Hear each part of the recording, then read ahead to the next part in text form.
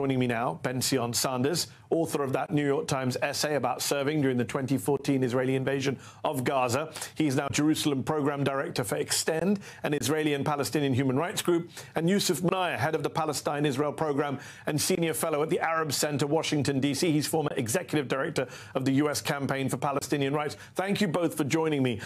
Benzi, let me start with you. In your New York Times piece, you talk about your friend who not only served in the Israeli military with you, but was also in an anti-occupation veterans group with you.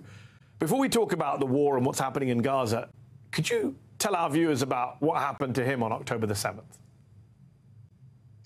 Yeah, well, you know, he wasn't really a personal friend, but he was one of the longtime activists at Breaking the Sounds, and he had actually recruited somebody who Nadav, who was my mentor at Breaking the Sound. And all three of us, we served in the same Special Forces unit. And then after our service in the occupied territories, joined Breaking the Sounds to try to tell the public about what we saw and how we have to move in a different direction. And so I felt a real special connection with him. And when a bunch of my friends were going to the funeral, I joined them. And what happened to him on October the 7th? On October the 7th, yeah. And he lived on one of the kibbutzes on the border.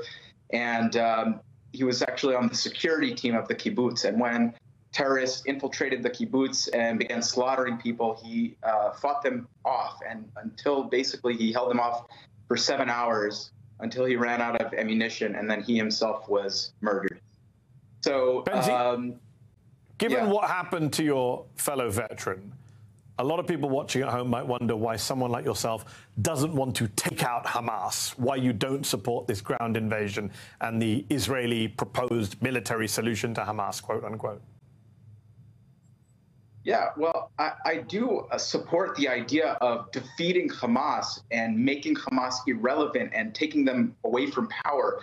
But I know, as somebody who participated in an attempt to defeat Hamas or to destroy the threat that Hamas posed through military force alone, only to see my own government not only not eliminate the threat, but as you mentioned, allow Hamas to get stronger, and it deliberately, as part of a strategy to split the Palestinian leadership in order to accomplish its real goal, which was to expand the settlement project and to push forward with the annexation, and we're content to let Hamas stay in control, stay in power, gain popularity, because we turned our backs on the Palestinians who were willing to recognize us and willing to negotiate with us.